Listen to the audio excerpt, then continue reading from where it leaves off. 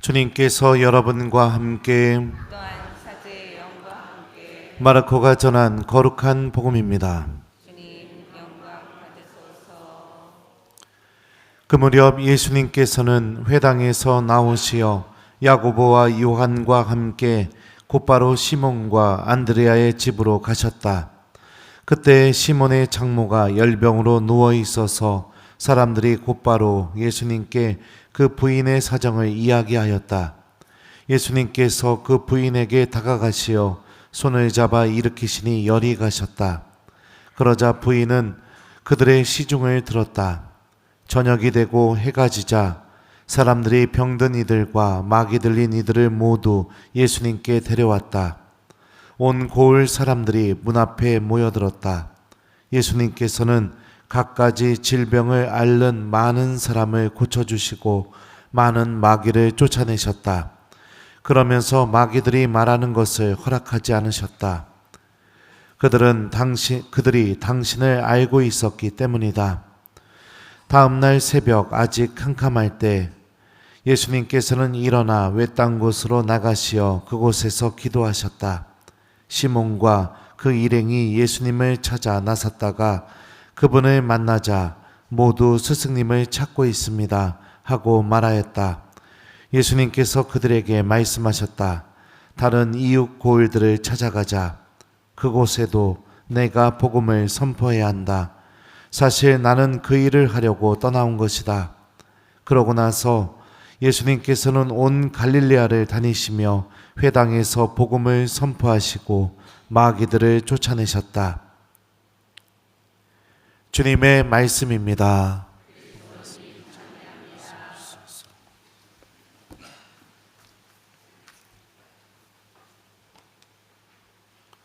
오소서 성령님.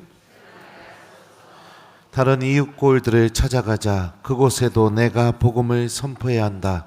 사실 나는 그 일을 하려고 떠나온 것이다. 안녕하세요. 오늘 일독서 말씀 참 여러분들은 어떻게 들립니까? 제가 좀 읽어드릴게요. 인생은 땅 위의 고욕이요 그 나날은 날품팔이의 나날과 같지 않은가. 누우면 언제 일어나려나 생각하지만 저녁은 깊어가고 새벽까지 뒤척거리기만 한다네. 기억해 주십시오. 제 목숨이 한날 입김일 뿐임을. 제 눈은 더 이상 행복을 보지 못할 것입니다. 어떻게 들리십니까? 혹시 공감되세요? 이 말씀에? 우리가 고통 속에 있게 되면 쉽게 찾아오는 마음 중에 하나가 절망하고 싶은 마음이에요. 그리고 이 절망에 빠지게 되면 하느님도 나와 함께 계시지 않는다. 그런 생각이 들 수 있습니다. 욥은 지금 자신의 고통 안에서 자신이 지금 얼마나 처절하게 고통 속에 있는지 그걸 지금 하느님께 말씀드리고 있는 과정 중에 있습니다. 많은 신앙인들이 하느님을 잃어버리면서 살아가고 있어요. 고통 속에 있으면 우리가 제일 먼저 찾아야 될 분이 누굴까요? 1번 하느님, 2번 신부님, 3번 수녀님, 4번 아무도 없다. 몇 번이에요? 네, 맞아요. 하느님을 제일 먼저 찾고 내가 하느님께 의지하는 게 가장 필요하죠. 근데 그거를 선택하는 신앙인들이 그렇게 많지 않습니다. 언젠가 냉담하고 있는 교우 한 명 만났었는데 저한테 그러더라고요. 자기는 하느님이 계신지 모르겠다고. 전혀 모르겠다. 기적이라도 일으켜 주신다면 하느님이 계시다는 걸 알겠는데 그러지 않고서는 하느님이 계신지 모르겠다. 그렇게 얘기하시더라고요. 그래서 제가 그랬어요. 그래서 기도는 해보셨습니까? 그래서 성체 앞에 혼자 조용히 앉아보신 적은 있습니까? 하느님 말씀을 진지하게 한 번만 천천히 읽어보면서 고민해 본 적 있습니까? 그랬더니 대답을 안 하시더라고요. 그리고 제가 그랬어요. 기도도 만약에 안 해봤고 성체 앞에 앉아본 적도 없고 주님 말씀을 들으려고 해본 적이 없다면 당연히 믿음은 생길 수가 없습니다. 하느님에 대한 믿음을 얻기 위한 거 하나도 하지 않으면서 하느님이 계신지 모르겠다. 이거는 당연한 얘기일 뿐입니다. 하느님 만나고 싶다면 성체 앞으로 가셨으면 좋겠어요. 제가 그렇게 얘기했던 기억이 있습니다. 고통 속에서 여러분들 우리가 정말로 찾아야 될 분은 하느님이고, 그리고 상처와 아픔 속에서 우리가 정말로 의지해야 될 분도 하느님이라는 걸 잊지 않았으면 좋겠어요. 오늘 복음을 보면 아주 신기한 고백을 합니다. 예수님이 시몬의 장모를 고쳐주세요. 병든 이들도 고쳐주시고 마귀 들린 이들도 그 악으로부터 해방시켜 주십니다. 그 수많은 사람들을 다 고쳐주셨어요. 고쳐주시고 나서 마지막에 예수님이 당신 스스로 이 고쳐주신 행동에 대해서 뭐라고 말씀하시느냐? 다른 이웃 고을들을 찾아가자. 그곳에도 내가 복음을 선포해야 한다. 자, 그러니까 이 고쳐주신 행동에 대해서 예수님이 스스로 뭐라고 말씀하시죠? 1번 복음 선포, 2번 치유 기적, 3번 답이 없다. 자, 몇 번이에요? 복음 선포라고 말씀하고 계세요. 그곳에서도 복음을 선포해야 된다. 그러니까 복음을 선포하는 게 뭐냐? 복음이 우리에게 들려지게 될 때 어떤 힘을 드러내느냐? 오늘 복음이 보여주는 겁니다. 사람이 치유받고, 사람이 악에서 해방되고, 사람이 살아계신 예수님을 만나고 나의 손을 붙잡아서 일으켜주시는 예수님을 체험하게 되고, 이게 여러분들 복음 선포를 통해서 이루어지게 되는 은총들인 거예요. 그러니까 말씀을 믿음으로 받아들이게 되면 우리들의 믿음 그 말씀은 우리 안에서 어떤 힘을 드러내느냐?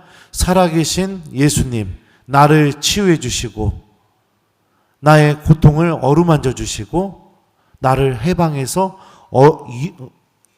나를 그 악으로부터 해방시켜 주시는 그 예수님을 진짜로 만나게 해주는 힘을 가지고 있다. 그러니까 하느님의 말씀을 믿음으로 받아들여야 된다. 이게 오늘 복음이 우리에게 알려주는 아주 중요한 메시지입니다. 그러니까 힘들수록, 너무너무 고통스러울수록 우리가 어떻게 해야 되느냐? 당연히 성체 앞에 앉아서 주님의 말씀을 내가 읽고 묵상하는 시간을 가지셔야 됩니다. 이게 제일 중요합니다. 같은 하느님의 말씀이더라도 어떤 이들에게는 그냥 들리지도 않고 잊혀져가는 말씀일 수도 있지만, 어떤 이들에게는 오늘 복음에서 예수님께서 하셨던 일과 똑같은 일이 드러나게 되는 그런 일이 벌어지게도 됩니다.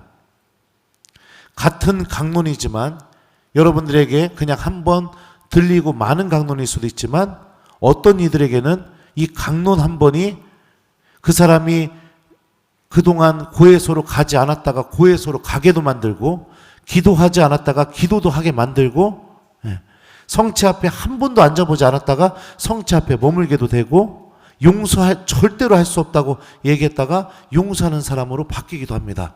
이 하느님의 말씀이 믿음을 통해서 듣게 되게 되면 사람 안에서 엄청난 일을 벌이게 되죠. 제가 또 유튜브 댓글 하나 읽어줄게요. 신부님, 근데 이거 읽어주면 너무 저를 그냥 칭찬을 많이 해주셔가지고 몸둘 바를 모르겠어요. 그래도 여러분들을 위해서. 신부님 덕분에 오늘도 복음 말씀으로 묵상, 퇴근 후엔 발이 절로 성당 성체조배실로 가게 됩니다. 변할 수 있게 도움을 주신, 또 제게 축복과 빛을 향해 나갈 수 있도록 인도해 주신 신부님께 늘 감사드립니다. 어쩌면 40년 광야를 헤매다 이제서야 길을 찾은 느낌입니다. 또 깊이 묵상하며 제 자신을 되돌아보는 소중한 시간을 뒤늦게 깨닫게 되니 이 또한 은총입니다.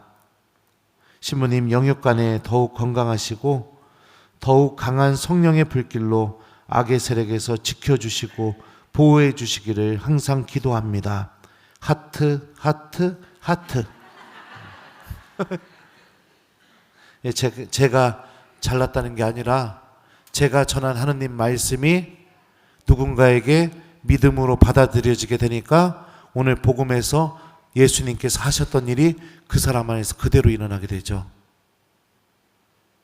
아침에 일어나면 주님의 말씀을 묵상하고, 마치 오늘 복음에서 새벽에 예수님께서 외딴 곳에 가셔서 따로 기도하셨던 것처럼, 퇴근하고 나면은 내 발걸음이 자동으로 성당 성체조배실로 향해서 예수님 안에 머물게 되고, 40년 동안 이런 삶을 살아본 적이 없대요.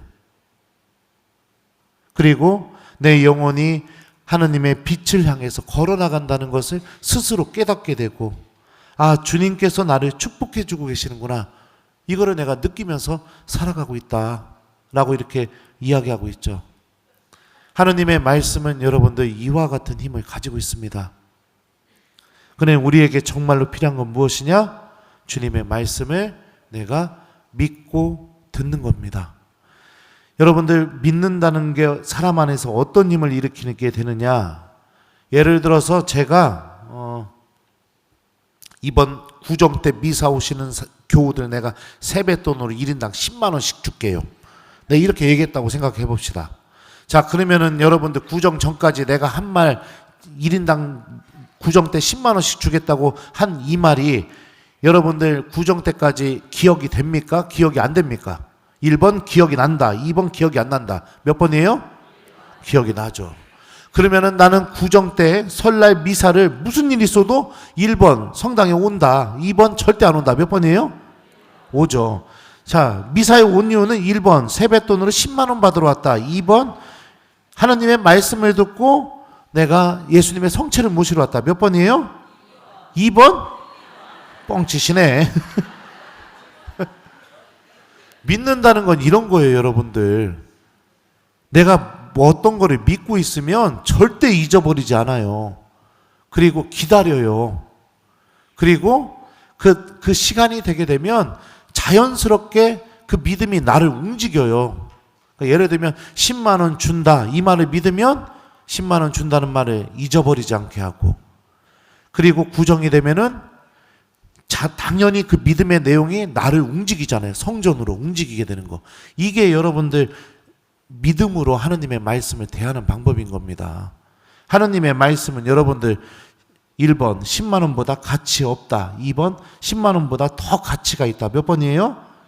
네, 그렇다면 하느님의 말씀도 여러분들 10만 원짜리 이상으로 좀 대해 보셨으면 좋겠습니다. 그렇게 될 때 시몬의 장모를 손을 잡아서 일으켜 주시는 그 예수님이 내 안에서도 내 손을 붙잡고 일으켜 주신다는 걸 체험하게 됩니다. 그렇게 될 때 병자들과 마귀 들린 이들을 치유해 주신 그 예수님께서 내 안에서 계시면서 나의 그 상처와 아픔을 치유해 주시고 나를 모든 악의 지배로부터 벗어나게 해주신다는 것을 체험하게 됩니다. 창세기에는 여러분들 태초에 어둠과 혼돈만이 있었다고 했어요. 하지만 빛이 있어라, 빛이 생겨라 라는 하느님의 말씀이 들려지기 시작하게 되자 빛이 생기게 되면서 하나씩 하나씩 사람이 살 수 있는 질서가 잡히게 됩니다. 그 질서가 잡혀나가는 과정도 모두가 다 하느님의 말씀이 그 어둠과 공허와 혼돈 속에 있던 그 상태에서 들려지기 시작하게 될 때 생명의 질서가 잡혀나간다고 창세기는 고백하고 있습니다. 우리들의 마음도 마찬가지입니다. 어둠 속에 있을 수 있고 공허와 혼돈 속에 있을 수 있습니다. 그럴 때일수록 더더욱 내 마음 안에 주님의 말씀이 들리게 된다면 내 안에서도 생명의 질서가 분명히 잡히게 되겠죠. 오늘 제2독서에서 바오로 사도는 이렇게 말하고 있습니다. 나는 어떻게 해서든지 몇 사람이라도 구원하려고 모든 이에게 모든 것이 되었습니다. 나는 복음을 위하여 이 모든 일을 합니다. 나도 복음에 동참하려는 것입니다. 모든 이에게 모든 것이 되었다라는 게 어떤 의미일까요? 바오로 사도도 나도 복음에 동참하려는 것입니다 라는 이 말씀, 이 고백처럼 그 스스로도 모든 이들에게 복음 말씀을 실천하면서 살고 있다라고 얘기하는 것과 같은 거죠. 그러니까 여러분들 오늘 말씀이 알려주는 이 중요한 메시지를 기억하세요. 믿음으로 하느님의 말씀을 받아들이고 이웃들에게 주님의 말씀을 실천하면서 살아간다면 어떠한 고통도 아픔도 어떠한 악의 집에도 우리들을 뒤흔들어 놓지 못하고 우리의 손을 붙잡고 계시는 예수님을 분명히 만나게 해준다. 이게 오늘 말씀이 전하고 있는 메시지죠. 자, 그러면은 일주일 동안 숙제 드려요. 여러분들 어떻게 살아야 될까요? 우리 하나님의 말씀을 내가 믿음으로 잘 받아들이면서 살아가는 한 주간 보내기, 이게 숙제예요. 그러면 하나님 말씀을 믿음으로 잘 받아들인다는 건 어떤 것 같다고 했죠? 10만 원 준다는 말과 같다고 했습니다. 그렇게 해서 하나님 말씀을 10만 원짜리 이상으로 좀 잘 대해봤으면 좋겠습니다. 그리고 착각하지 마세요. 구정 때 미사 오시는 분들 10만 원씩 안 줘요. 예. 나 개털이에요. 예. 그리고 또 구정 때 잘못 들어가지고 구정 때 미사 와서 신부님 왜 10만 원 안 줘요? 막 이러지 마요 나한테. 예. 그래요. 여러분들 잘 이해시키려고 제가 빗대어서 설명한 겁니다. 우리 모두 주님께서 우리들의 영혼 안에도 복음을 선포하실 수 있도록 우리들의 마음의 문을 활짝 열고 하나님의 말씀을 잘 간직하는 한 주간 보냈으면 좋겠습니다. 다른 이웃 고을들을 찾아가자. 그곳에도 내가 복음을 선포해야 한다. 사실 나는 그 일을 하려고 떠나온 것이다. 아멘.